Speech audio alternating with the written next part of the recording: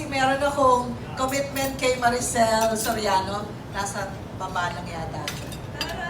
Oo. Busy ka? Oo, kasi lahat ng opportunity makapag-promote, alam mo yan. Sunod ako. Yes. Oh, Oo.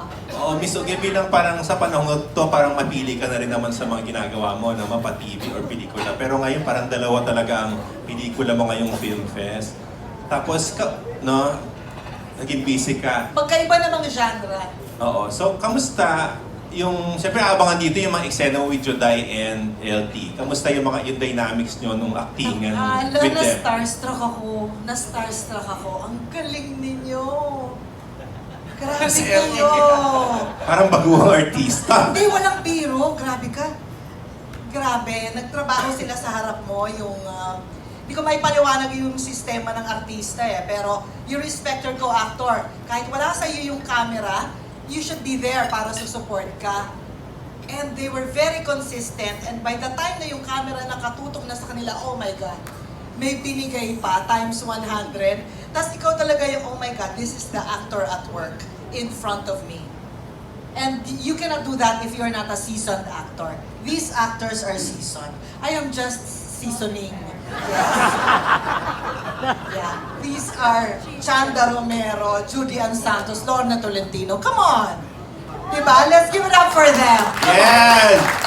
Anong challenge sa'yo, Miss Uge, nung horror to bilang siyempre seryosong itsura mo dito? Ay! Hindi ka dapat matawa or Ay, what, totoo, totoo. Takot-takutan ako kahit hindi naman talaga nakakatakot sa paningin ko. Kasi wala naman talaga kayo nakikitang multo eh, no? Pero syempre, maisip mo lang, bumalik ako sa'yo, Direk. Maisip mo lang si Direk, takot ka na agad. Yes, Direk, ginawa kitang motivation, sorry.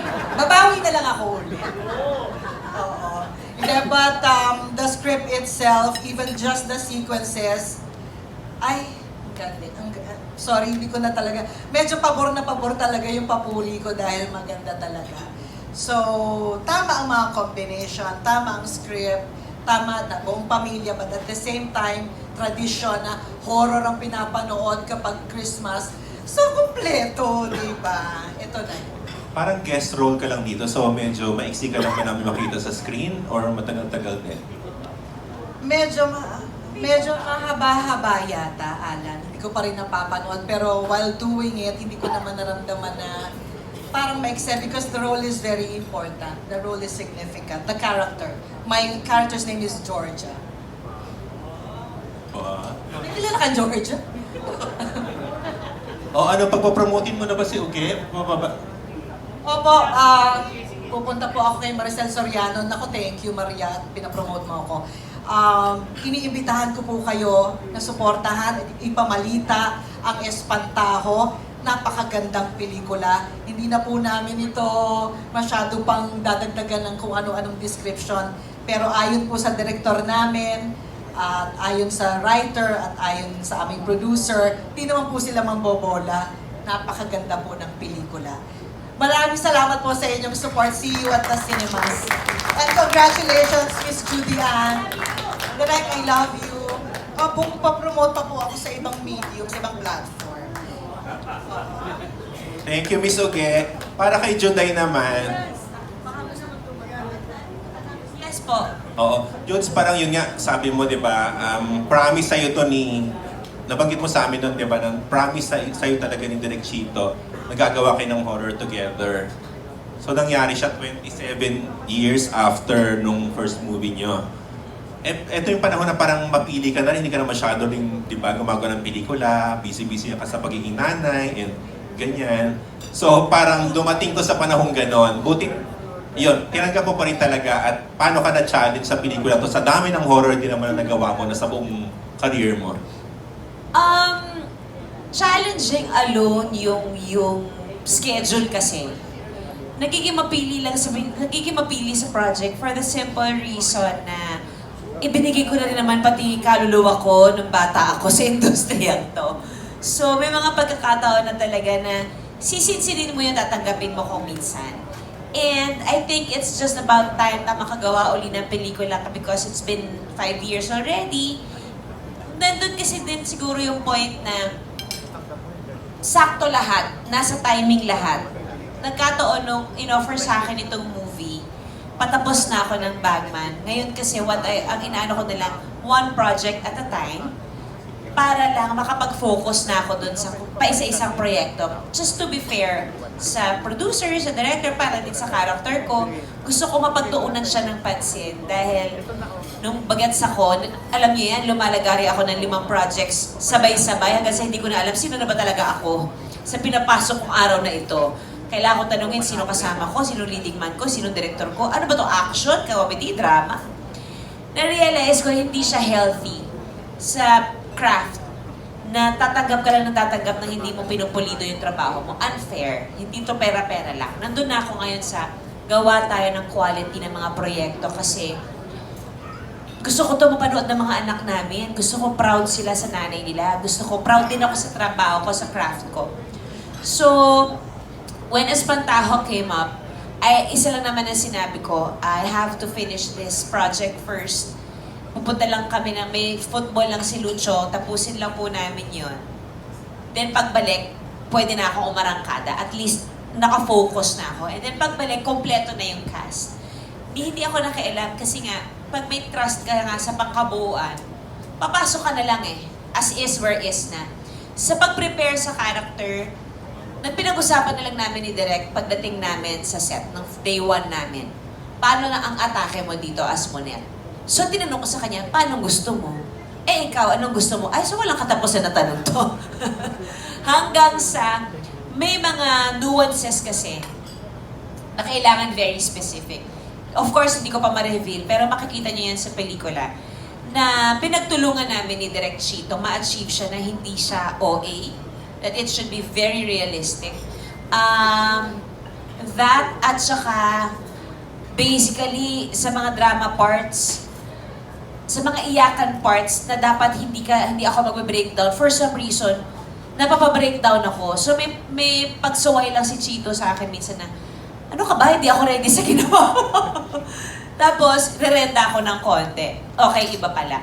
So, it was a learning process when we were doing the film na nakikilala ko palalo kung ano yung craft ko pang pwedeng ibukas pagdating sa pagiging isang artista na hindi mo kailangan maghanap lagi ng pader pag magbe-breakdown scene ka. Pang-walling, gano'n. Yung gano'n. Hindi pala kailangan walling lagi ng iyakan. Yung pwede namang sapat lang. So, the preparation alone, it just happened slowly while we were filming the movie. Kasi nga, si Direk, nung nag-start naman kami, halos parang, hindi naman siya yung sequence by sequence from beginning to end, pero sinigurado niya na pagdating sa gitna ng shooting namin, nabuo na namin yung character namin pa isa-isa. Nabanggit mo, Mars, yung mga anak mo. Ito yata yung, bilang PG ang pelikula, ang rating nyo, ito yata yung unang pelikula mapapanood sa big screen sa'yo ng mga anak mo. Pwede si Luna, pwede si Lucho. Pangalawa, yung Mindanao ang yung una. Mindanao. Kasi yung Mindanao, din siya, PG din siya. At saka may effects siya ng pang-bagets. Ito yung horror. Excited talaga ako mapanood kasi mahilig silang manood ng horror. So, malaking factor talaga yung mga anak namin dito sa pagtanggap ko na Espantajo. Kasi hanggat may lakas pa yung nanay nilang manakot. Gusto kong ma-experience nila. Na-excite ako mapanood nila. Alright. Thank you, Alan. Teka, may last question ako for me, si LT. Last na, get this out of the way. Kasi di ba, nabalita naman talaga, originally, it was intended for Ate V, Yes. yung role. How do you feel na sa'yo napunta yung role? Nagpapasalamat ako kay Ate V, syempre. Unang-una. At maraming salamat. So, pangalawa, nagpapasalamat ako kay Attorney Joji at kay Direk Chito na ako yung naisip nila para sumunod na choice nila for Ate V's role. Yun. Yun na. Anong gusto mo yung role ko? Hindi ko pwede masyado i-reveal yung role ko eh. Pero yung role ko po dito ay nanay ni Juday at kung sa pagbigay ng buhay sa role ko as Rosa, masasabi ko lang humuhugot ako sa napakagagaling na mga kasama ko. Kay Juday, most especially kay Juday, sa kanya ako humuhugot talaga ng lahat ng mararamdaman. Bali siya yung action, ako yung reactionary sa bawat binibigay niya. And same thing with Chanda. Meron ng eksena dito, hindi naman ako masyado kasi masalita na ito sa pelikula. So, meron ako eksena, nanunood lang ako sa kanila, kay Janice, kay Kian, kay Mon, kay Juday, kay Chanda, nanunood lang ako sa kanila. Parang talagang lahat na-absorb ko yung lahat ng lakas ng binibigay nila. Yung strength ng kanilang mga characters, talagang nararamdaman ko. Parang invisible na siya, power na talagang tumatagos sa nararamdaman. So I feel na ganun din mararamdaman ng tao dito. Tagos. Dugo? Tagos sa puso. Thank Tagos sa you. dibdib. Thank you. Thank you, Alan Day. Let's, Limit na lang yan. Sige. Sige. yes, kay Abet Abet. Nabus. Abet. Hello po, good afternoon. Kay Direk na lang to, Direk Chito. Ano po nga? Direk? Yes. Sige lang, okay. Ano po bang mga bagong discovery nyo dito working with these award-winning actors? Dahil lahat naman po sila nagkakaisa sa pagsasabi na nung makatrabaho ka, iba yung professionalism, attitude nyo. Ngayon, kayo naman, ano naman yung masasabi nyo sa kanila? Anong bagong discover nyo since mga nag-evolve na din sila bilang mga great actors sa industriya ito? Actually, yun ang word, evolve. Yes. Kasi karamihan sila, nakatrabaho ko mga bagets pa. Imagine mo, Longga po. Kailan pa yun? 80s pa yata yun. 80s pa. Oh. So, 80s to early 90s, nakatrabaho ko na sila. So, syempre, mga bagets pa sila noon. Iba pa yung mga attitude nila sa buhay. And you know, it's a gift na sa akin, grasya sa akin, no, na makatrabaho ko sila ulit. At this time, 2024 na. Kami-kami pa rin. Siyempre, matatanda na ng konti. Pero kaya pa rin. At nasa sining pa rin kami. I'm really grateful for that. Sa totoo lang. You know, nung nagsimula ako kay Aling Bining, kilala nyo ba? Hindi yun. Aling Being Bining Blas. blind, okay. Imagine mo hanggang kay Joji Alonso. Kasama ko. So, imagine mo yung gratefulness ko for having encountered sina Aling Bining, Aling Toreng, lahat yun. Hanggang umabot tayo sa present. I'm grateful to work with, it's very special to work with these great actresses from so long ago up to now. And we're still trying to perfect the very challenging work of show business, of being in the movies. Thank you. Thank you, Thank Direk. you, And Direk. congratulations, good luck. May phone question lang, Direk. Teka, ang sino? Hindi kayo na. Hindi. Marinel na. Dito ba sa Espantaho daw, Miss Janice, makikita daw ba namin yung anak ni Janice? Charot. Maluma, ha? Yung makikita nyo, ayaw nyo nang makita. Promise. Ayan, ha? I-Janice na yan. Yes! Yes, Marinel. Last na yan. Last na? Okay. Tatanong ko lang po kasi na-mention ni Attorney Joji at saka ni Juday and ni Miss Janice din na Pinoy horror icon natin. Aside from this being a horror film, it is also about women empowerment. Tanong ko po kay Miss Chanda and Miss LT, yung depende po sa role ninyo, how is this a movie that promotes women empowerment po? Miss Chanda and Miss LT. Okay, as Adele and the intelligent she was once a teacher in the university. She's power herself, and through the whole she's bordering on medyo overly confident and may superiority complex, but she wants to run everything and everyone's lives. So may over siya ng konti na but she's strong and maprinsipyo siya that way. And she will carry that through the whole film up to some point again. Okay po. LT? Miss LT. Si Rosa. Oo. Si Rosa ang ang hirap sabihin. Promise spoil, di ba? You can do it. Hindi niya pwedeng pakawalan ang pagmamahal niya sa kanyang anak. Yun ang unang-unang motivation niya. Yung pagmamahal sa anak niya. Tapos, ipaglalaban niya ito kahit na kahit hindi niya kaya, pero kakayanin niya. Ganon. Maglalaban niya lahat basta tungkol sa anak niya at saka tungkol sa karapatan ng pagkatao niya. Yun. Kasi second family, so... Thank you very Thank you. Meron bang junket itong stars na gusto mong tanong para... Yes. Yeah, Meron actually- bang junket pa, di ba? Yes. Correct, Yes, JN. thank you. MJ, ko na ba? JN, kasi mamaya Thank you sa magkakaroon pa mga tayo tanong. ng junkets na we'll bring the stars sa mga tables para ma-interview ng mga ating makasamahan sa press. So we're just wrapping it up, but si Alwin Ignacio muna, and then we'll have questions from Visayas and Mindanao. So we'll do Alwin first. Hi kay Miss Judy Ann. Hi, Alwin Ignacio of Daily Tribune. Gusto mo bang iuwi ang Best Actress para sa pelikulang Espantajo?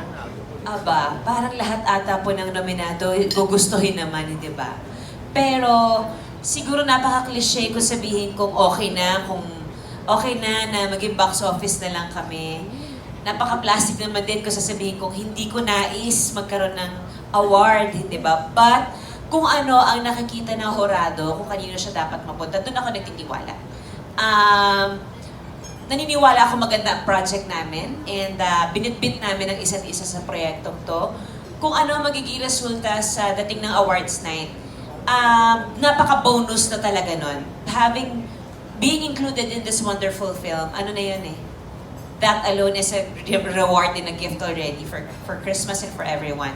Yung award, napaka-ano na yun, buong-buo na siguro yung 2024 kung nagkataon. Okay, thank you very much. Thank you, Alwin. We have questions here from Cebu, from Januar Aguha, the Freeman Cebu. To Miss Chanda, being from Cebu City, what is your advice for Cebuano actors who want to make it big in showbiz? Ay, para ninyong tanan, sus, pagbasa mo, bahala na bumalik mo sa comics, read and read aloud talaga and speak Tagalog as often as you can. Practice makes perfect. Sabi. Right. Bongga. Thank you, Miss Chanda. Lastly, kay Direk Chito from Januar pa rin, from the Freeman Cebu. You have directed many iconic horror films. What is the key to making a horror movie that the audience won't forget? And how Espantajo stands out in your stacked filmography? Oh, sabi nga, secret.